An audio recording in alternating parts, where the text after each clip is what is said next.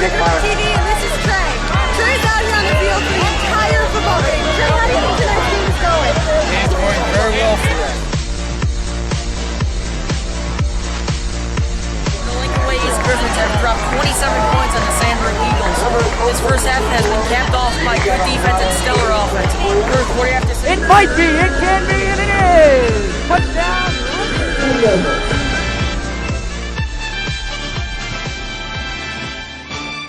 Now, your Lincoln Way East Griffin.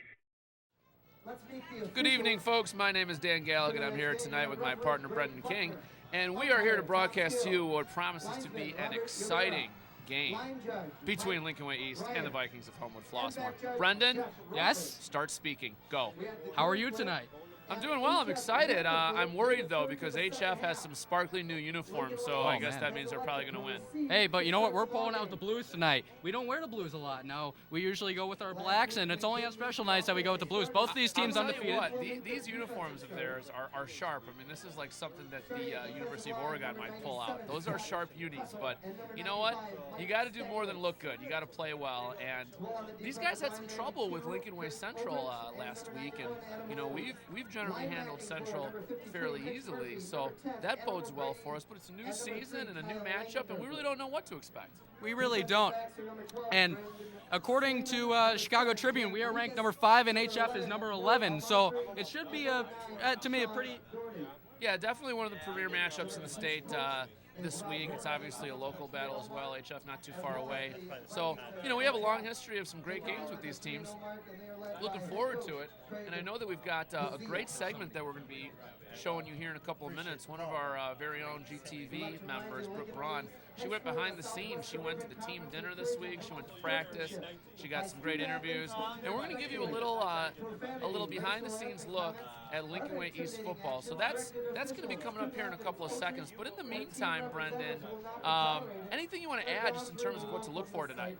Well, I talked to Tommy Feasel. I got to talk to Feasel earlier today, and he told me HF's defense, they're really a rush defense. They don't wait to get to the quarterback. They're going to blitz a lot, and with Lincoln Way East's running style this year, it might be a little tough for Justin Corbin and Nick Colangelo to adjust to this. However, Feasel does have a cannon for an arm, so lots of abilities to use. Well, that's good stuff right there, and I'm looking forward to seeing all that stuff and how it plays out. A moment ago, I promised you a segment on a behind-the-scenes look at Lincoln Way East football, and here it is. Enjoy.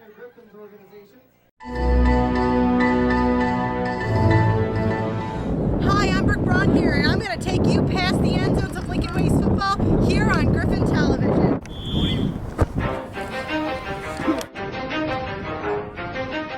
3 weeks ago, the Lincoln Way East Griffins took on Carmel Catholic High School as their first opponents for the 2012 varsity football season.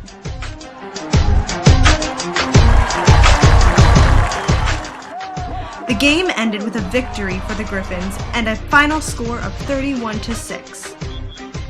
This week, I had the opportunity to watch and film one of the team's practices. I found out how much hard work actually goes into the excellence the Griffins bring with them onto the field each and every Friday night.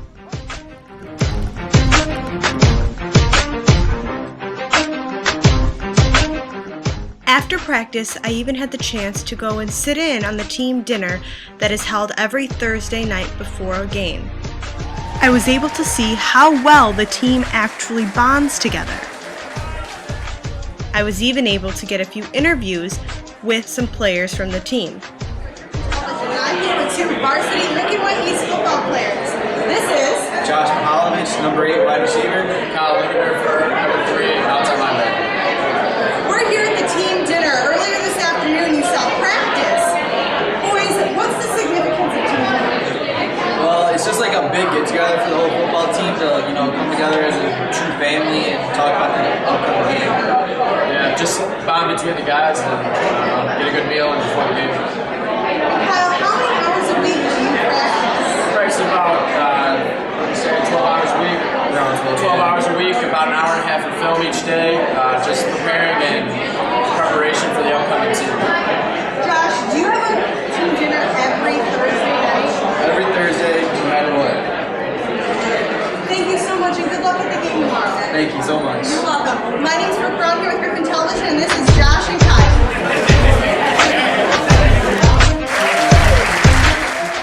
Eventually, I even was able to talk some of the moms into getting an interview with me, just to see how much work goes into the team dinner.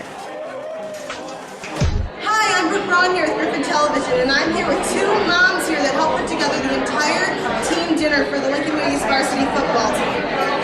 Ladies, how many hours a week does it take to put this together? It's probably that many hours since here. So Sandra spent a lot of time up front last spring getting the caterers together, and so she's got the meals all planned, and I kind of just make sure that we have enough parents to help out each week. So once all the planning's done ahead, it really doesn't take that many hours every week. And Cassandra, how many people bring to that? Actually, it probably takes maybe between 15 and 20. Yeah, 15 and 20 parent volunteers every week. Yeah. Thank you so much. This is the parents for the boys in the Lincoln East football team are the heart and soul. They are the ones that keep everything together. So we want to thank them very much for putting all this together. And Josh said it himself. This team is a family. They play well together, they work well together, they even eat well together. Good luck, Griffins! Well, there you have it. A great look at the behind-the-scenes Lincoln Way East and everything that goes into the build-up of a big game. Yeah, you see that team dinner? I want to be a part of that. The team dinner is the reason half of these guys are on the football team. They get fed like kings on that night. Maybe I should join football and get out of here. Well, was that some sort of commentary on your mother's cooking? I'll tell you that privately. Okay. All right, so we have about 20 seconds here until some of the pregame festivities begin. We, of course, want to bring you that. The color guard is marching towards midfield. The marching band is getting ready. And I believe tonight is one of those evenings where some of the feeder schools get to participate in the pregame activities, and it's a great opportunity for them to obviously see what it's going to be like in a year or two when they themselves might be on the field performing. Yeah, it's junior high night, and they got a really nice audience to perform to. I think maybe this could be one of the biggest. Maybe I should find some junior high kid to be my partner tonight. Hey. Hey, now. Hey, you better enjoy me here. All right, so there's a great look at the color guard. You can see the marching Griffins coming onto your screen. They are obviously going to perform the national anthem. What a great benefit it is to our program and our school that we can have this be part of our game experience. I mean, it's really in a lot of ways like going to a college game. It definitely is. The band's great, led by conductor Justin Suda, who will be in the middle today. Bands of America Regional in Louisville, Kentucky. We wish them well. I don't know if you can see this, kind of an interesting thing that HF does. They are running over to their fans and their bleachers. Air Force Junior ROTC, building Citizens of And now they're making their way to, the color guard is being led I don't by know, Lieutenant some odd corner where they can Seraphin. get a few last words of wisdom from their coach. Private talk. Part of their pregame ritual, obviously. Yep. And now we'll have our national anthem. And now, please rise and remove your hats for the playing of our national anthem, performed tonight by the Marching Griffins and the junior high students from St. Mary's, Mokina, and Hickory Creek Schools. Soft. Some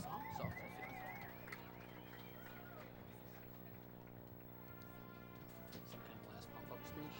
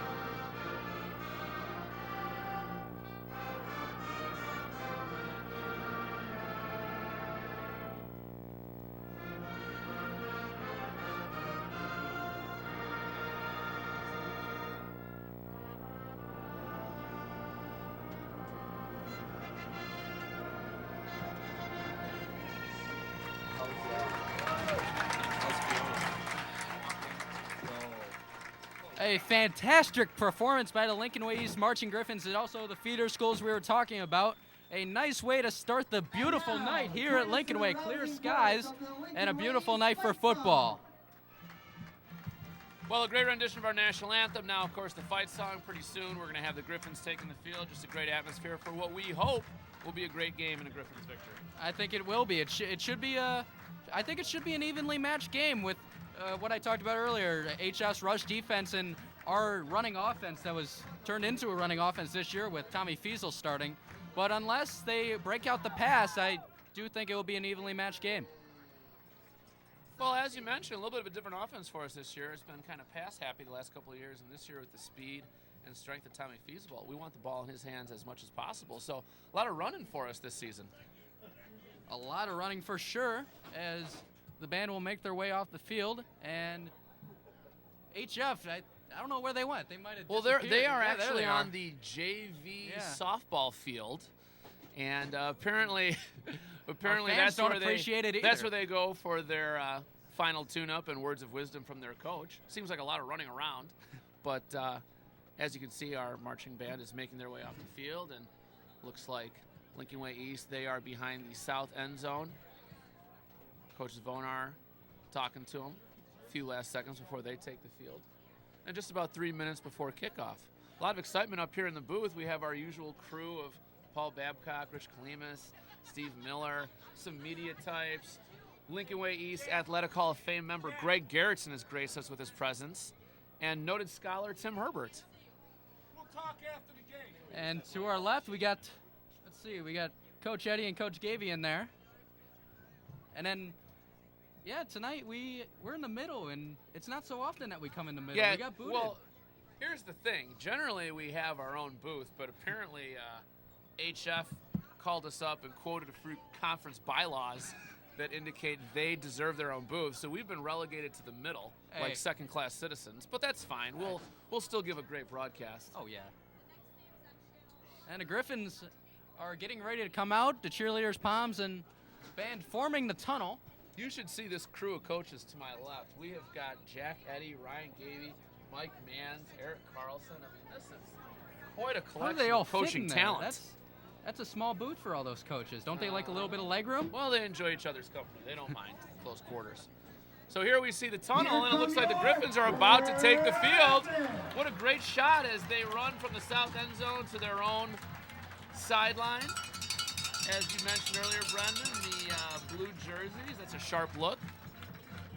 Yeah, they don't wear them a ton, so they're trying to match the new jerseys of HF, which, as we mentioned, are pretty sharp. No, I said earlier the HF uniforms, I don't know, it almost looks like something that the University of Oregon might come out with. It's that sharp. Well, Oregon, they have a new jersey for every game. Every week, yeah. They have something like 200 possible combinations of jerseys, pants, and helmets. It's not just football either. Their basketball team is the same way. I think I saw a game, their basketball court is painted with all that camouflage that they wear. Well, you know where all that money comes from, don't you? I don't. Phil Knight, the founder of Nike, is a proud benefactor of the University of Oregon. So that's why they have the funds to go out and spend as much money as they do. Well, thank you for my sports lesson of the day. You're welcome. It won't be the first. The first of many sports lessons. Mm-hmm. So we shall see. We're excited to see what Lincoln Way East decides to do. So far, we've had success against. Why don't you tell the fans at home who we've played so far to get this 3-0 record of ours?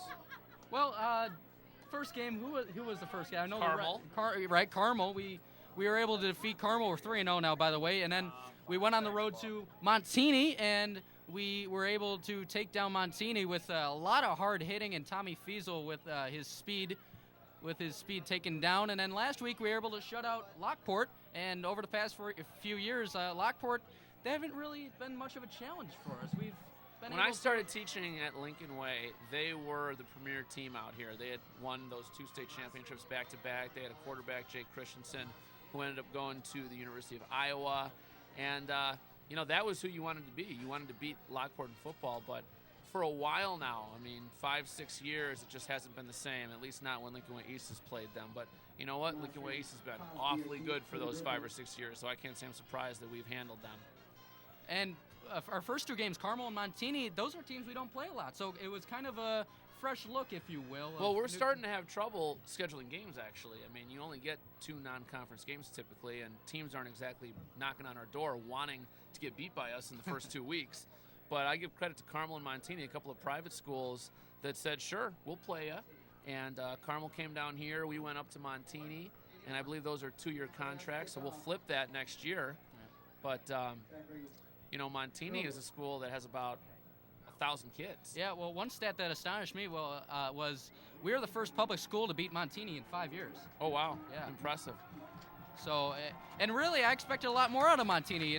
By the things I read about them, I expected their defense to come out a lot better, but they just couldn't take down From Tommy. what I understand, they were missing several of their better players. Not that that's, you know, all teams deal with injuries, but I do believe they were not at full strength. But, hey, you got to play, and you got to play with who you got, and if your starters or your studs can't play, it's got to be next man up.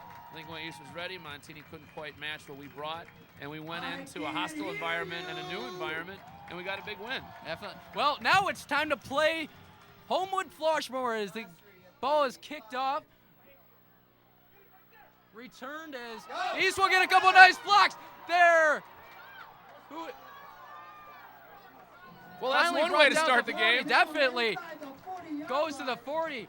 The fans are still on their feet. It's kind of hard to look around them. 55-yard return from Osprey. A 55-yard kickoff return. What a great way to start the game. And now East will take possession on the HF. It looks to be about the 38. So we'll see what Joel Palisard and his offense have in store for HF.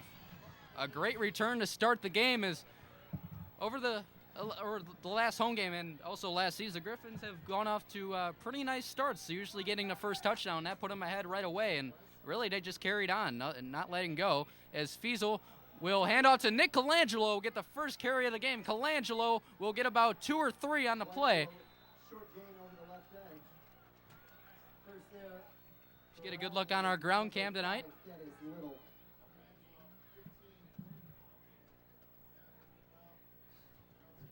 Now, in years past, I would say Lincoln East has been practically notorious for their fast starts, jumping on teams. This year, not as much, although we did get off to a quick start versus Montini.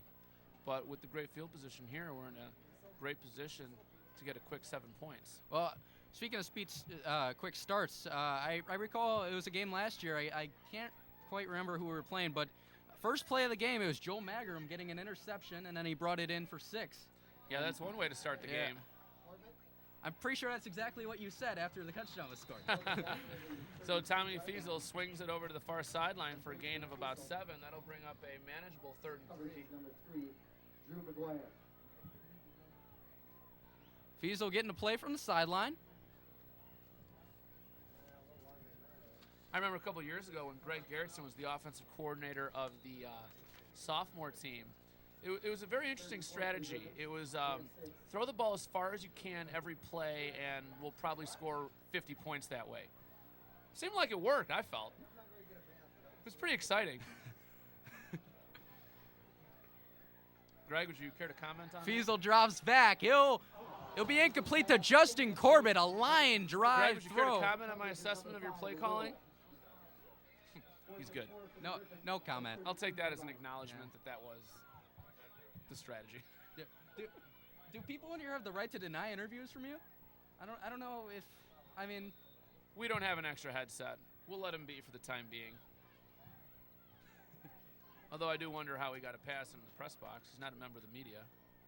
He's an honorary GTV member. Oh, well, all right. Always get let in with that. So what do you know, 4th and 4, and in years past we might have tried a long field goal, but right now we're going to go for it. Well, as in years past, we did have Will who could really kick a field goal from anywhere, as that one is complete to Great Kevin touch Duffin. on that pass, and one of the things about Tom Fiesel is they wondered, could he put the touch on the pass? He's got such a strong arm, and sometimes with a quarterback like that, every pass is a bullet, but Tom was able to really put that in there with a nice touch and put it right where it could only be caught by a Griffin for a first down. And really, we haven't seen many passes from Tommy this year. mostly running, so tonight could be a big change for Tommy. Well, I remember the first game of the season, we were all kind of wondering what the offense was going to look like, and I believe it was not until the second quarter that East even threw a pass. I remember Carmel, they only threw maybe 3 passes in the game. As Tommy jukes, he'll get a block from Corbett. Tommy keeps on going. He'll get to the 15. Well, that's why you want the ball in Tom's hand. I mean, that was a situation. That was kind of a spread offense right there. You had him in the shotgun. You had a running back on either side of him. He faked the give, pulled it out, was able to beat a tackle. Really, that should have been stopped for a loss, but because of athleticism, he spins out of that and gets a big gain. So that's going to set up 1st and 10 from the HF 14. And despite those sparkly new uniforms, HF is up against the wall here. Have our band. The Griffin's throwing right into the band right now. Well, I love it when we're actually heading into the end zone where our band is located, because it just kind of makes it more exciting. When we get this touchdown, they're going to erupt. And then at the other end zone, we got the young Burroughs players, future Griffins. Short gain for Duffin. Flag on the play. I wonder if that might be for leading with the helmet, but we'll get a ruling on that in a moment. Referees are going to confer. Hold. Okay, so holding. That'll give us an automatic first down.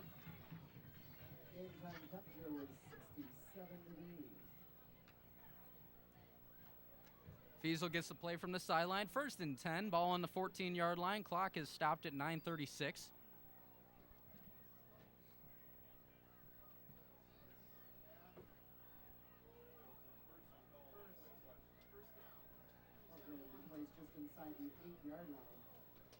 Ball on the 8 now after they move the ball. 1st and goal.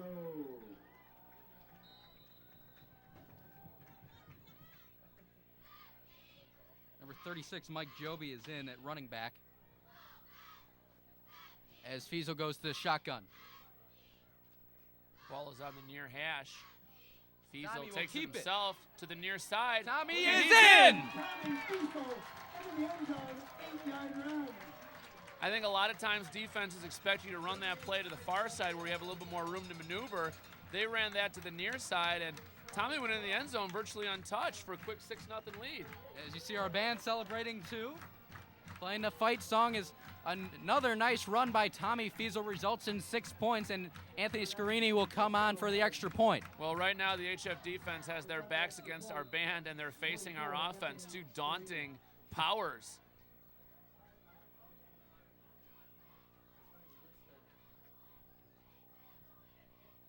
Scarini is in for the kick. Kick is up, and it is good.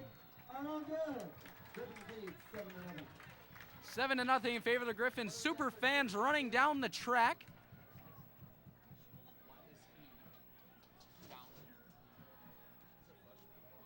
Actually, I had the chance to talk to some super fans earlier today. They were getting ready, getting pumped, and they told me to give them a shout out. So here's your shout out to super fans. Well, the super fans are a great group. They lead us out onto the field. They get very excitable when we score. And later in the season, as it gets a little bit chillier, a little colder, a little bit more uncomfortable, they will still be out there with their painted chests. So we have to appreciate the level of enthusiasm they have for Griffin football. And also, speaking of super fans, during the Montini game, it was on Comcast Battle of the Fans. They have a contest where they look at both school student sections. It was Lincoln Way versus the Montini student section, and they did a profile on us both. They interviewed some super fans, and they had a poll on their website, who was the better student section. We won 88% to 12. Hey now, well, we are interactive tonight as well, so perhaps we will post our poll question online here in a few moments. And of course, feel free to email us, text us. Brendan's tweeting live from the game, so we are very accessible. Facebooking, what else social you're a big network? MySpace guy. I thought that died. No, you No? never made the transition. No. As HF will come across, they'll make it to the 40. Another big return by each team. Matching 50-plus yard kickoff returns.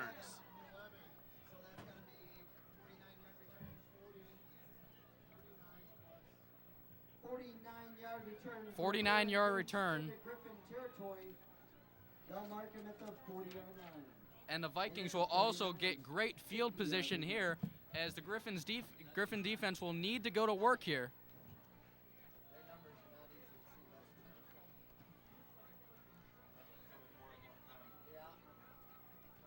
One thing that has not changed, we mentioned a shift a little bit in the philosophy on offense, but this Griffin defense has still just been absolutely stout, very difficult to score against. Now, Coach Zavonar's defense has always been very effective as that pass is complete to number 80, Willie Ross. Brought down by Adam O'Grady, the leading tackler from last year. Well, we do have linebackers that can hit, that's for sure. We've got Adam O'Grady, we've got Langdon Durfer, so we've got some guys that have some experience and have the know-how. I had a chance to talk to Kyle Langendorfer earlier, so I will be bringing you that interview. I have it written down right here, so look forward to that, folks. Number 7, Ronald Johnson, the quarterback, was in the shotgun, and the Vikings will get the first down. Nice little run right there up the middle to pick up the first down. And HF, we thought maybe they would be sort of shell-shocked by that opening East scoring drive, but they are marching their own little drive right here.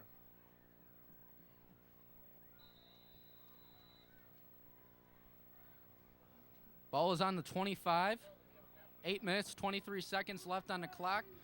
Johnson is the quarterback, and number 1, Tajay Smith, is right behind him at running back. Hand off to Smith. Smith will take it right up the middle for a gain of about 6. Langendorfer and Al-Masri shared a tackle on that one. Behind the north end zone are all the little guys, the junior football players that have come out tonight to support East. So hopefully the sight of those little guys will intimidate HF and they'll abandon this scoring drive. And you know what? Possible scoring drive. You know what? If Coach Z looks at them, most of them could be his future players. Oh, absolutely they will be. Yeah. I form here for Johnson. He'll hand off to Smith. Smith will take it to the outside. He's getting a break. A nice block towards Smith. He'll step out. Right now, just the one pass so far for HF. I think it was on the first play on offense.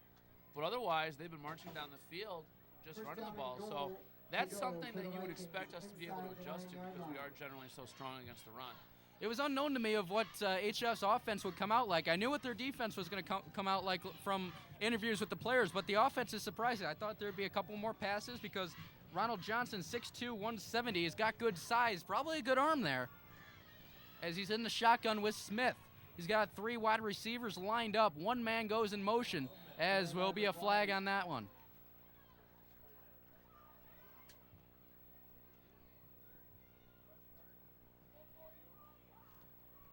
Refs get together. Encroachment on the Griffins. That'll be 5 yards. 5 yards, first down and goal to go. First and goal for the Vikings. You got to wonder here if they'll take a run up the middle or they'll do a quick slant route. I'm guessing the run.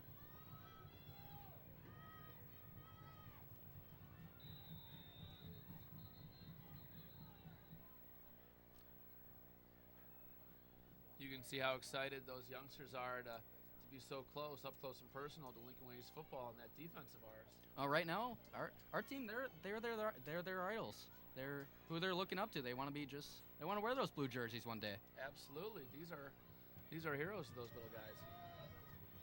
Running back Tajay Smith.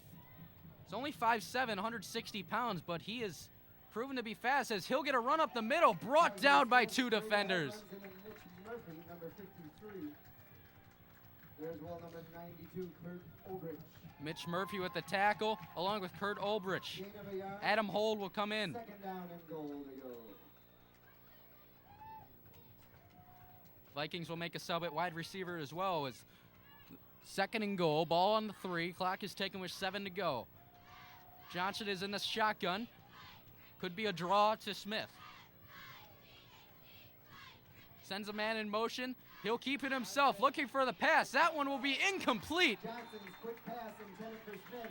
Intended for Smith. Smith couldn't get the catch on that one. That'll bring up a third down, and if they don't convert, HF will have an interesting decision. Do they take the easy points, and I say easy because it would be little more than an extra point, a chip shot, or do they go for the score and match the Griffins on that opening scoring drive? Well, we saw in our first 4th down, we went for it, and we succeeded, so expect anything here.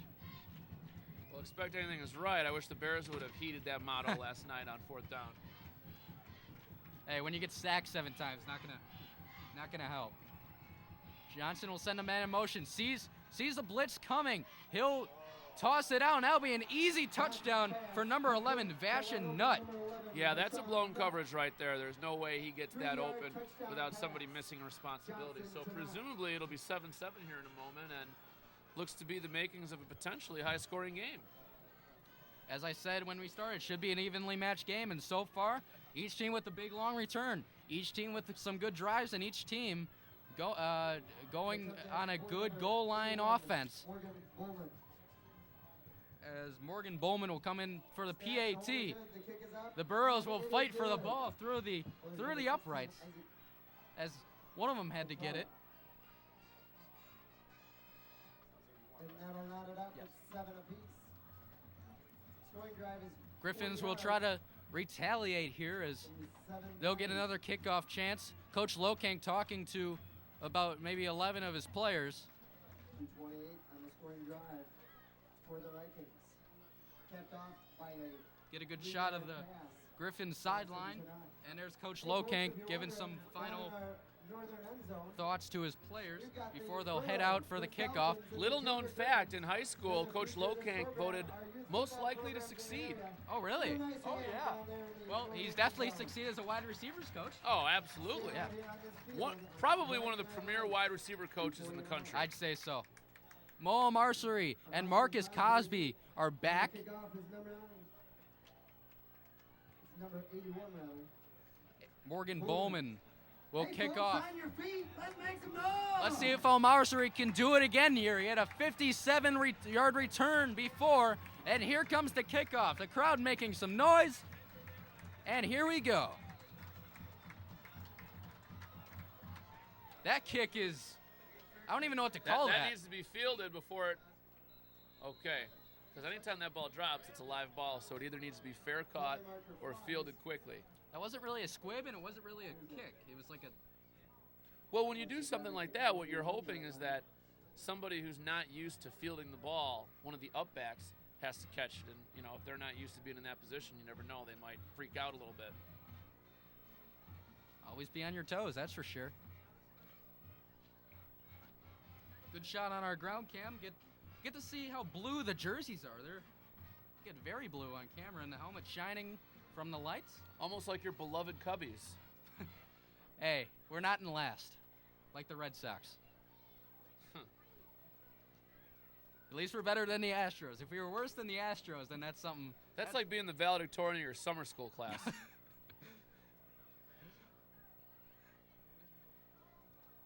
Unless, of course, you're taking summer school to get ahead. Which most people do. Back in my day, that wasn't really an option. Oh, really? Do you teach summer school? I do not. You do not. So you I'm say doing yourself. other things in the summer, fun things. Baseball, Baseball, a sports, little traveling, swimming, a little time by stuff. the pool, Yeah. hanging out, you know. Yeah. The Galligan life. Hey, folks, for highlights, Little pause in the Yeah, action right talking it now. over. lights on Comcast Sportnet Chicago. Looks like the ball has been spotted at the 10-yard line. So certainly not the great field position the Griffins had with their opening drive. But let's hope for a similar outcome.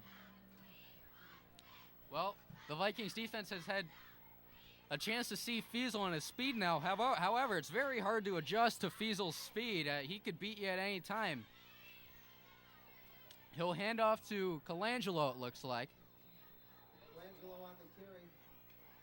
Brought down by number 25. Nick Colangelo, it looks like almost a yard. Gain of 2, second 8. He'll actually get 2 on that. Squeezed in a bit.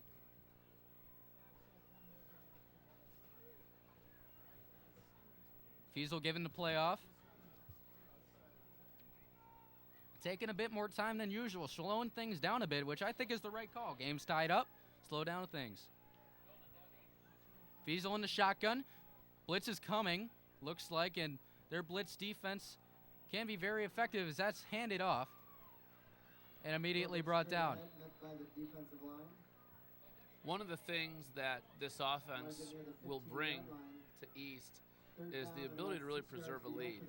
If and when they are ahead of an opponent and it's the second half, the way they can run the ball can eat up a lot of clock, whereas obviously with the passing offense, there's always the possibility of incomplete passes and things like that and stopping the clock. So if we can get ahead here at some point, we can really use that to our advantage. Well, it's 3rd and 5, gotten 5 yards in 2 plays. Looking to get more as Fiesel's got 4 wide receivers and 1 running back. Sends Duffin in motion as he'll hike kind of a low snap as he's got to avoid the pressure. Fiesel is up the sideline and he's pushed out at around the 25. Able to turn nothing into something there. It's going to be 3rd and 5. Tommy needed just a little bit more room to square his shoulders and really square up that sideline. But knocked out, bringing up.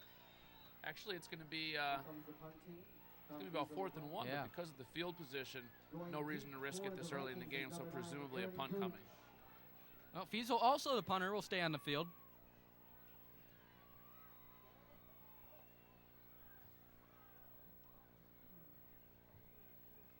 Fiesel with a hard count there. Snap and a nice punt by Tommy Fiesel as that one will land right on the 49, and it will bounce. Jarrett Leakus almost ran into the punt returner, and it will get a good bounce, and Leakus will pick it up, and it will start on the 23.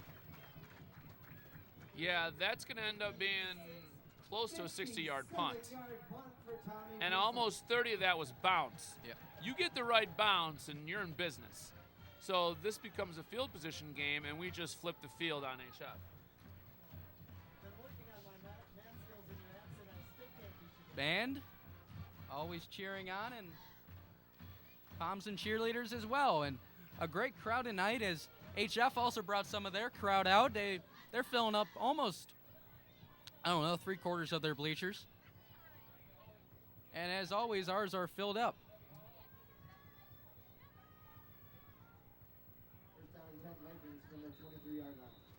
Johnson is in the shotgun with Smith. And also Jakari Rowe.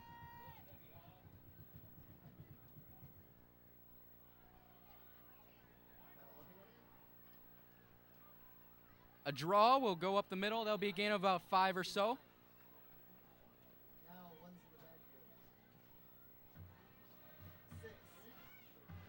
Jakari Rowe on the carry. Rowe, 5'11", 175-pound running back, will also join Smith on the carries. That's his first carry of the night, and it's a pretty good one.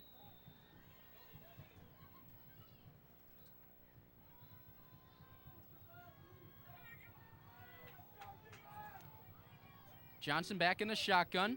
Griffin setting up on defense. They'll go with 4 D linemen, and of course Adam O'Grady and Kyle Langendorfer on linebackers as Johnson will drop back to pass. It will be completed in number 12, Patrick Sheehan. The number 12, Patrick Sheehan, is brought down by number 12, Brendan Sleeman. Tackle by Sleeman. Sleeman, a defensive back. First tackle of the night. On the 34-yard line. 1st and 10 for the Vikings.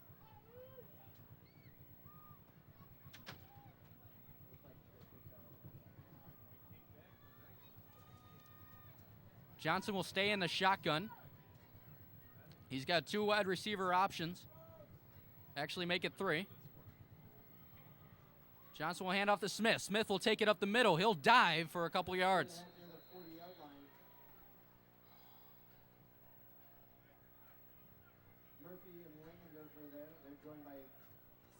Clock keeps ticking. It's 3:20.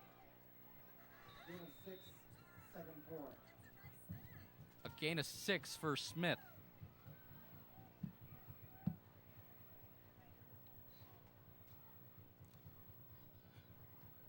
HF doing a nice job with mixing in the pass and run. You never know when the pass is going to come because Smith looks like a very good weapon in the backfield. As he'll get actually a nice fake by Johnson. That fooled me. And it will be complete to Nutt. Doesn't look like a first down. And after a couple of quick scores, the pace of the game has slowed down considerably here. Both teams trying to find their rhythm. Is this going to be a slugfest, or is this going to be a high-scoring game? Well, if we bring up last year by this time we were, maybe at, what do you think, 14, 21 points already? Yeah, it was a great start last season. Not typically what you expect from an LWE HF matchup, but this is a little bit more of the slugfest so far that you'd come to expect. Refs will measure for the first down. Vikings have gotten it. 1st and 10 for the Vikings. They're making their way into Griffin territory.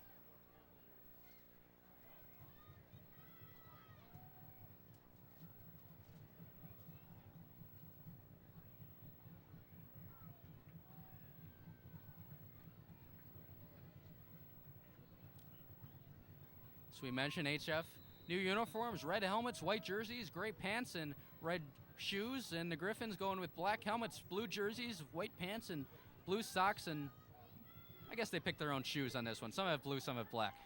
Smith will take it up the middle on a fresh first down. Will get about 2 yards, but wait, there's a flag on the play. Let's see what it is. Holding on the Vikings.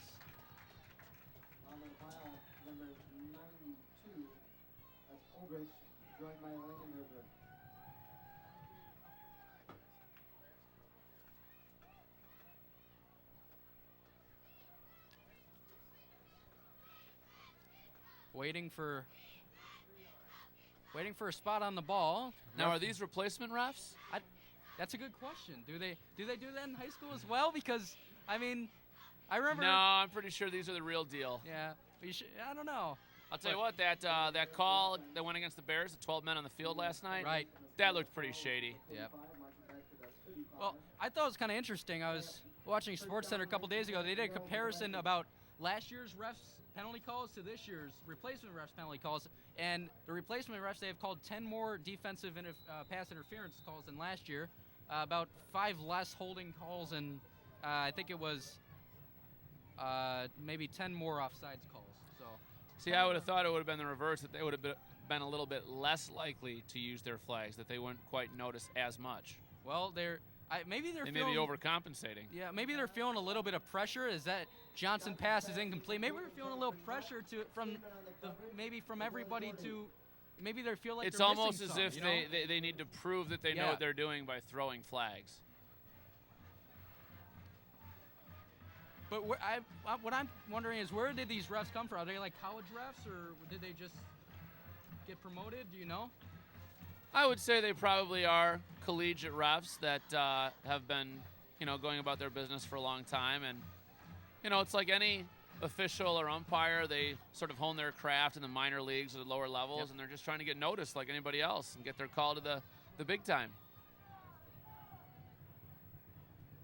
Johnson will send Sheehan in motion as he'll drop back to pass, looking for Sheehan. The pass is out, and Sheehan took one hand out, almost got it, but it'll go off his finger.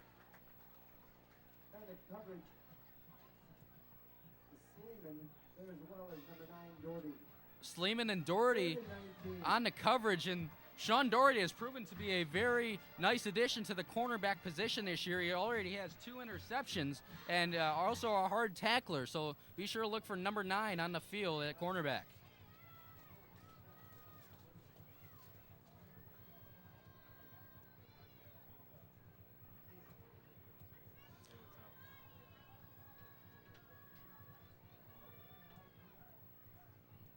Johnson will drop, and then he will run himself. He's still on his feet, tackled by Sleeman. Nice gain there, but certainly not enough to get the first down. Lincoln Way in a prevent defense there. More than willing to give them the 10 yards they got to set up a 4th and 9 and a certain punt. This will be Justin Corbett's punt to receive. Back deep is number 2, Justin Corbett. Corbett looking for, I think, maybe his first great punt return of the year. Usually I've seen he has left the ball to go, or he's just fair catched it. So let's see if he they might be faking. That's pretty smart. I don't know that I've seen that before. Me neither. As out will bounce forward and picked up by HF, and that was a very creative punt by HF. And well, here's what it is. If it's obvious the other team has a punt return on and not a punt rush, and there's nobody pressuring the punter, then he'll just hold the ball for a couple of seconds. He'll let his coverage team get down there, and then he'll punt it. Now, in a different situation where he didn't need 9 yards for first down, he could have also tucked it and probably run. But nevertheless, he kicks the ball. His coverage team is waiting for it, and now the ball's at about the 17. It'll be interesting to see what East does the next time HF punts. I don't think they'll have that punt return on again. They'll definitely have to go after the ball.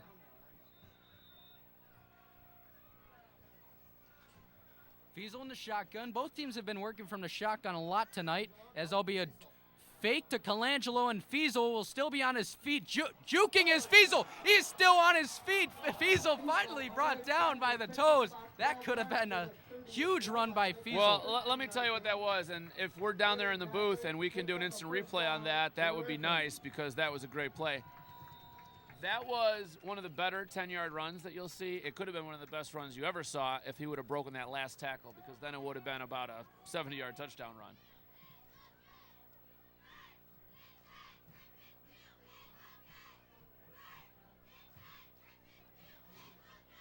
Fiesel back in the shotgun. He's got Josh Mihalovich, Jordan Daniels, and it looks like Austin Winkler as wide receivers. That one is incomplete for Justin Corbett.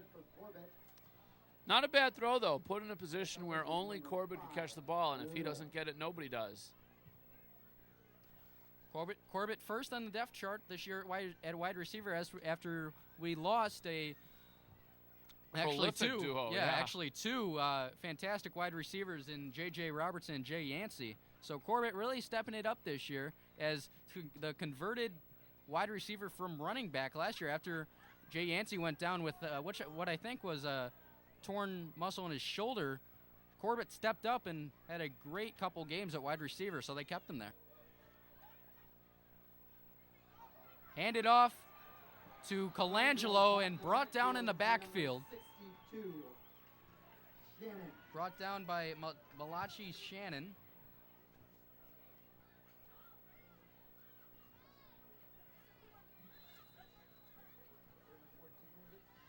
Third and 14 for the Griffins, all just inside the 25-yard line. And the first quarter will be coming to an end with 5 seconds to go. They'll let the clock run out. They'll switch sides, and they'll go into the second quarter tied 7-7. It's going to be 3rd and 14 with the ball on the 25-yard line.